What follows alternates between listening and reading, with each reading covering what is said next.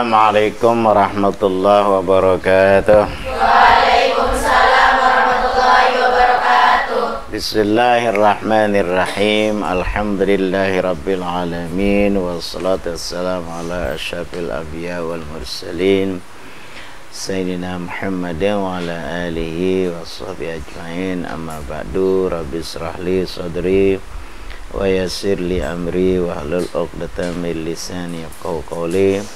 Subhanaka la ilma lana illa ma 'allamtana innaka antal alimul hakim. La haula wala quwwata illa billahil aliyil azim. Anak-anak sekalian, marilah pertama-tama kita ucapkan syukur alhamdulillah hadrat Allah Subhanahu wa taala, di mana pada malam Rabu ini dengan berkat taufik dan inayahnya kita semua dianugerahi kesehatan dan kesempatan sehingga dapat hadir dalam pengajian ini untuk melanjutkan kajian-kajian kita yang senantiasa kita laksanakan setiap malam Rabu. Salawat wa salam mari kita layangkan kepada junjungan alam Nabi besar kita Muhammad sallallahu alaihi wasallam. Sebagai biasa, untuk berkahnya acara kita ini, mari kita awali dengan sama-sama kita buka dengan membaca basmalah. Bismillahirrahmanirrahim. Anak-anak sekalian, masih kita materi pengajian kita di sini mengenai tentang i'tikad kaum ahli sunnah wal jamaah. I'tikad atau paham kaum ahli sunnah wal jamaah yang disusun oleh Imam Abu Hasan Asy'ari terbagi atas beberapa bagian, yaitu yang masuk di dalam rukun iman, tentang ketuhanan, tentang malaikat-malaikat, tentang kitab-kitab suci, tentang rasul-rasul, tentang hari kiamat, dan tentang qada dan qadar. Nah, jadi pembagian 6 ini sesuai dengan sabda Nabi Muhammad SAW. Ketika ditanya oleh seorang, begini bunyi hadisnya, fa akhbirni anil iman, kabarkanlah aku tentang iman.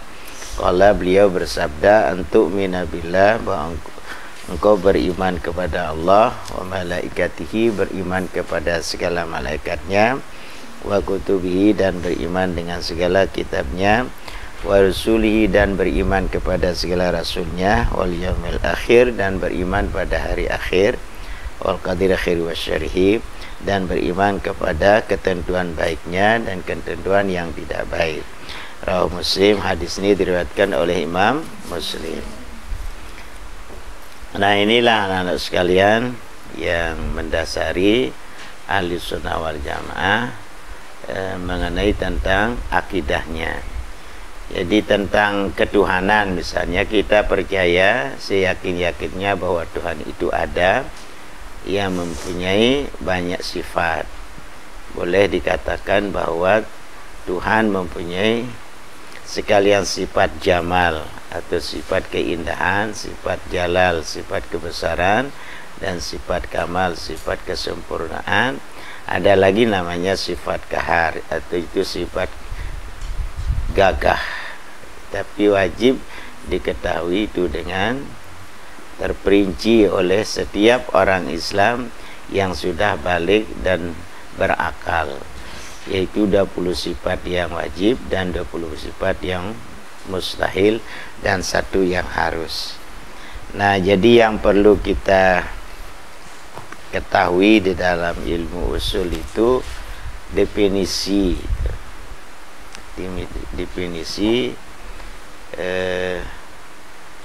tentang ilmu usuluddin.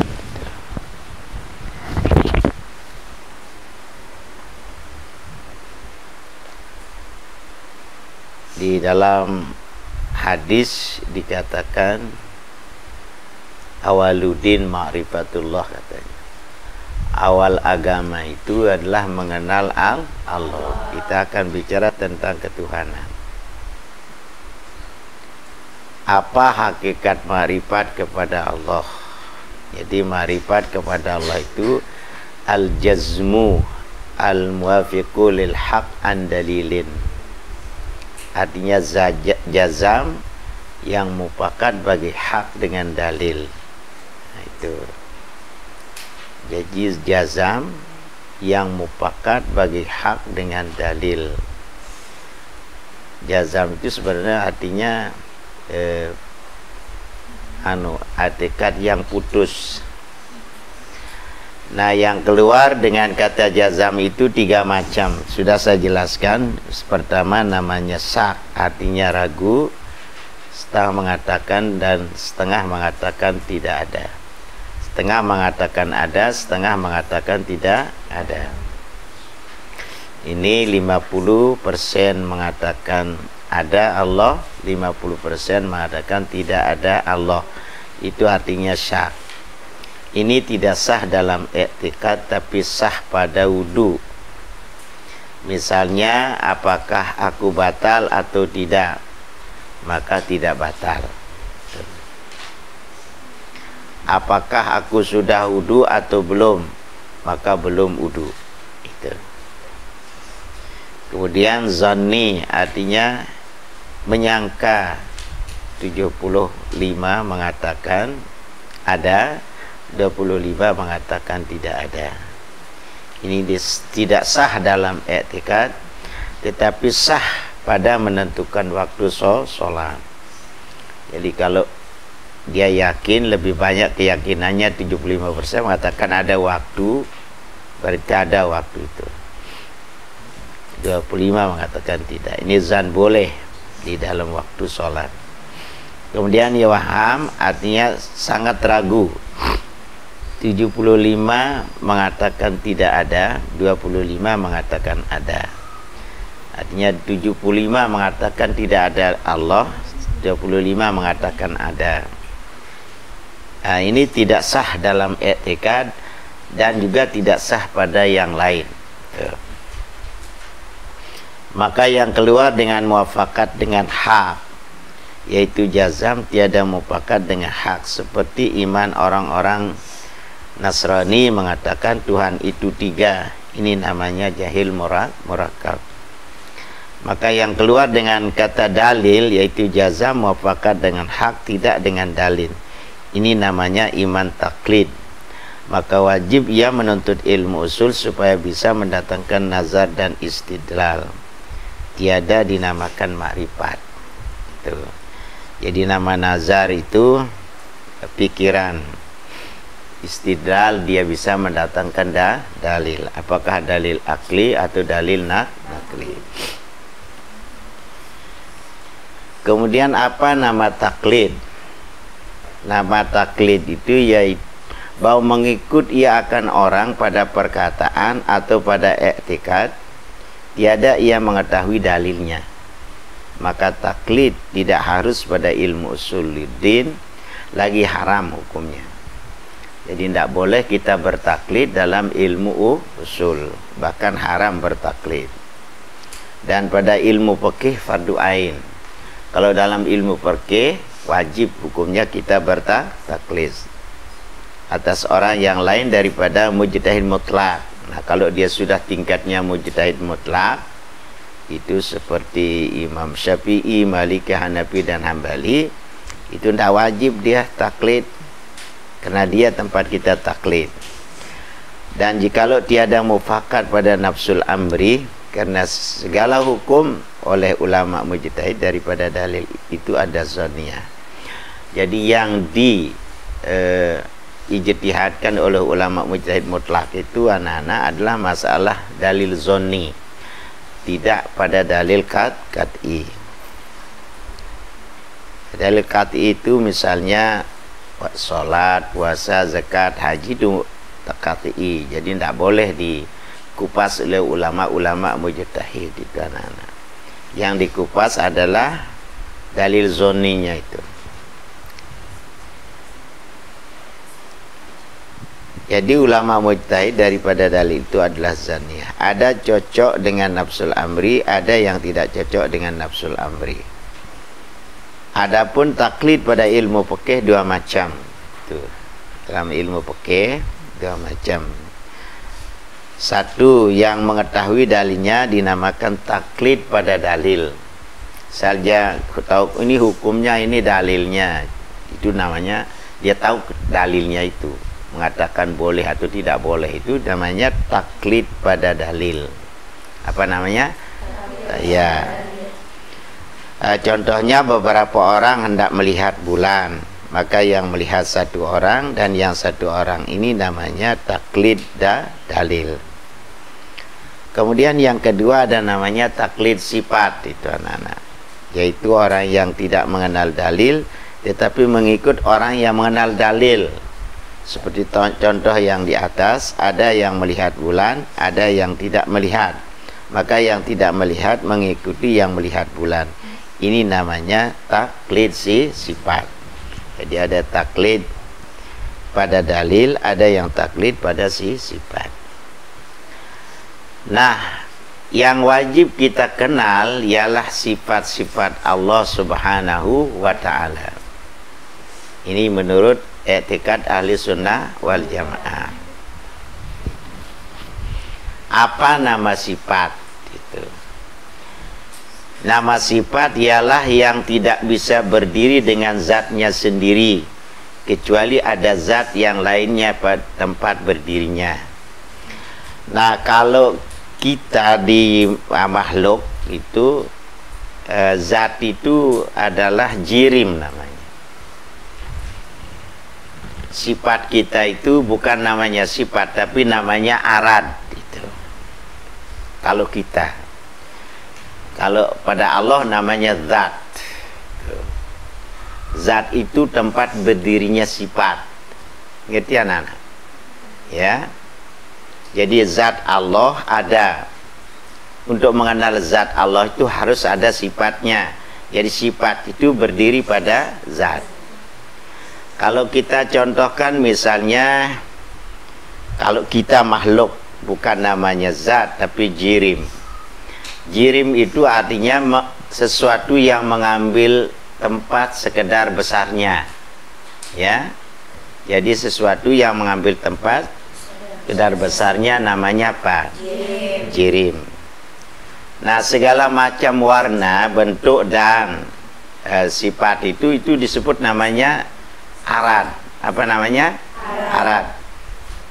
Kita contohkan misalnya, ini kitab ini, atau ini kitab ini bagaimana rupanya? Bagaimana ini? Hitam. Apakah hitam ini kitab? Bukan kan? Ya. Tapi hitam ini berdiri pada apa? Pada jirim. Jirim itu adalah kitab ini kan, jirim ini. Nah, jirim ini akan mengambil tempat sekedar besarnya. Bagaimana besar kitab itu, segitulah besarnya. Itu yang dimaksud jirim, arti mengambil sesuatu sekedar besarnya. Makanya kalau yang paling besar rumahnya di dunia itu siapa? Yang paling gemuk. Tuh. Kalau yang paling gemuk pasti paling besar rumah anunya, bajunya kan? Dan tempat tinggalnya juga besar itu. Jadi kalau membuat rumah ada orang kurus, bagaimana kamu buat rumah 10 meter lawan 12 gitu kan. Ya, bukan itu rumahnya. Tempat tinggalnya sekedar besarnya.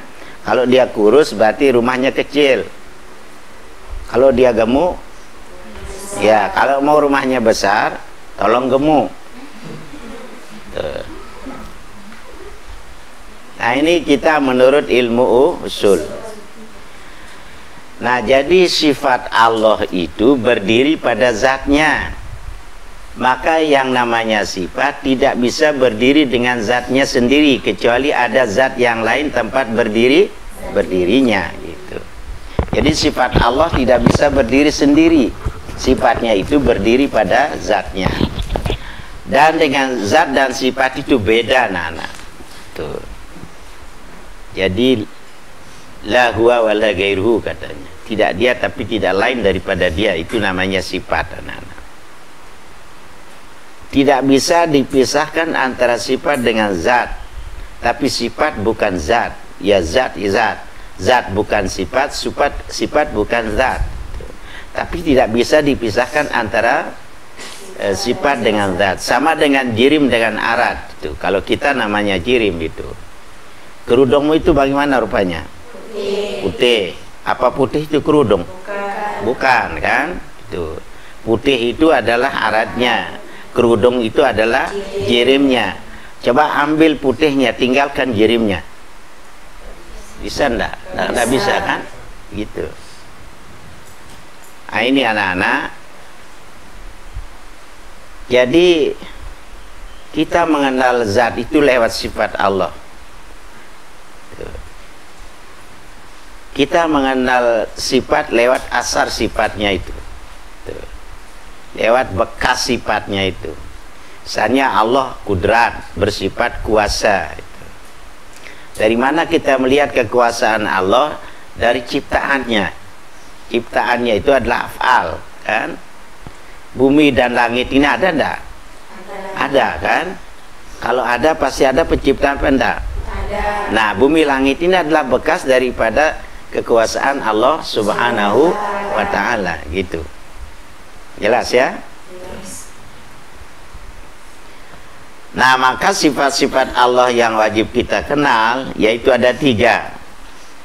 Pertama ada namanya sifat wajib. Apa itu wajib menurut ilmu akal atau ilmu usul? Orang alimus mengatakan la yatasawwaru fil aqli adamu. Itu nama wajib menurut ilmu akal atau ilmu usul. La yatasawwaru fil aqli adamuhu.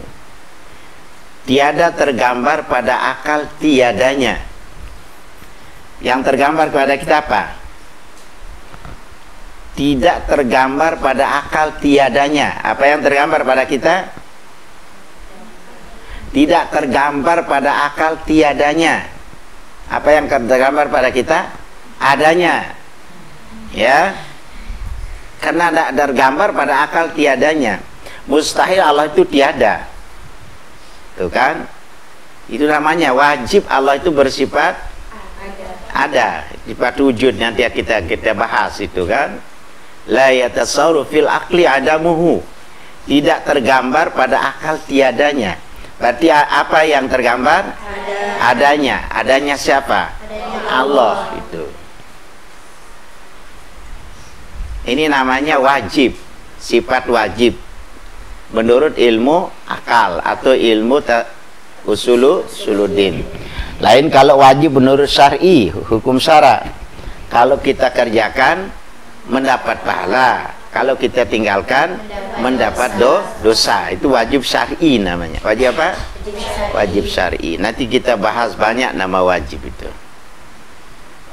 Nah, itu sudah jelas itu. Nama wajib menurut ilmu usul tidak tergambar pada akal tiadanya. Apa? Tidak tergambar pada akal tiadanya. Yang tergambar pada akal kita apa?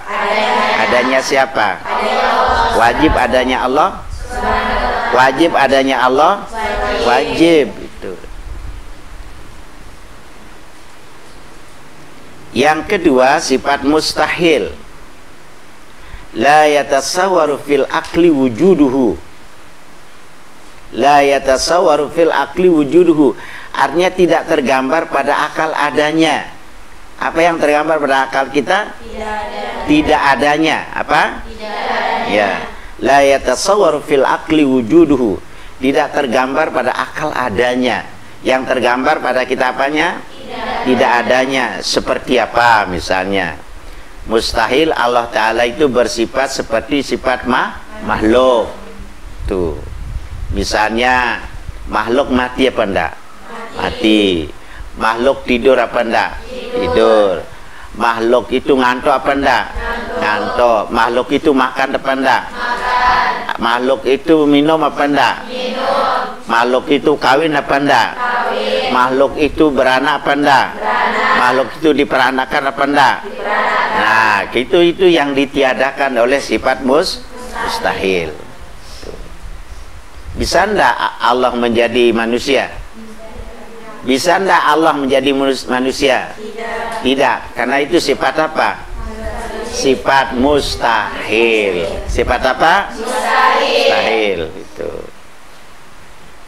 Itu yang namanya sifat mustahil, tidak tergambar pada akal adanya. La yatasawwaru fil aqli wujuduhu. Tidak tergambar pada akal adanya. Kemudian yang ketiga sifat jaiz atau sifat harus. Yatasawwaru fil aqli wujuduhu wa adamuhu. Artinya tergambar pada akal adanya dan tiadanya.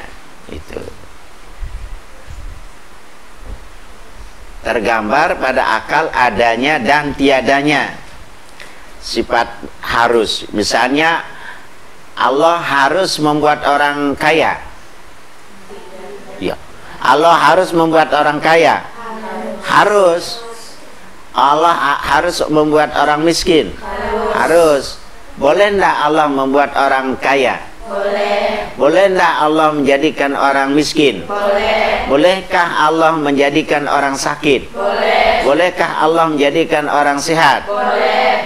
Bolehkah Allah menjadikan orang itu cantik? Boleh. Bolehkah Allah itu menjadikan orang itu tidak cantik? Boleh. Nah, itu namanya sifat harus. Harusan Allah. Tergantung itu. Bagaimana Allah itu. Kayaknya tidak ada mau paksa-paksa Allah itu. Misalnya orang itu, oh saya tidak mau begini, tapi ketentuannya sudah ditentukan oleh Allah begitu. Saya tidak mau dipoligami, tapi ketentuannya poligami. Ya poligami dia. Itu.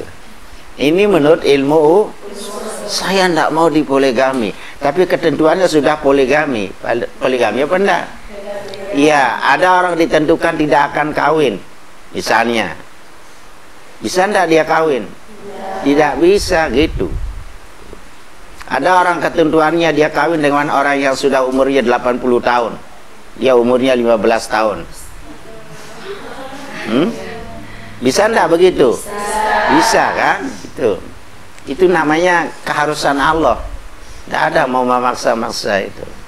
Nah, apa? Jadi tergambar pada akal adanya, tergambar pada akal tiadanya. Itu namanya sifat apa? Jaiz. Ini jaiz. Jaiz. Nah, gitu. Sudah jelas ini? Jadi dalam ilmu usuluddin harus tahu yang tiga ini.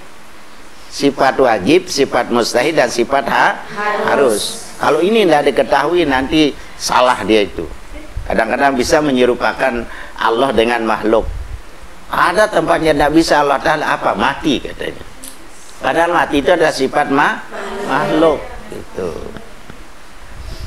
Jadi haram hukumnya kita mensifatkan Allah dengan sifat makhluk. Sifat makhluk tidak boleh. Ya. Mati itu sifat makhluk. Ya. Nah, sudah jelas sifat wajib, sifat mustahil, sifat harus. Dalam ilmu usul berapa yang kita wajib kenal? 3. 1 wajib, kedua 3. Nah, yang wajib apa? Tidak tergambar pada akal adanya. Yang mustahil? Tidak tergambar pada akal adanya. Yang harus? Tergambar pada akal adanya dan tiadanya. Nah, itu baru pinter namanya itu kan? Tuh. Yang belum datang tidak tahu dia ini. Itu kalau kita ngerti ilmu usul itu enak itu anak-anak. Tidak membuat orang bingung-bingung itu. Tidak harus begini, tidak harus begini gitu. Walaupun kita diwajibkan untuk berusaha, tapi usaha kita itulah yang kita serahkan kepada Allah. Ikhtiar itu harus itu. Tapi kalau sudah kita ikhtiar, serahkan kepada ketentuan Allah.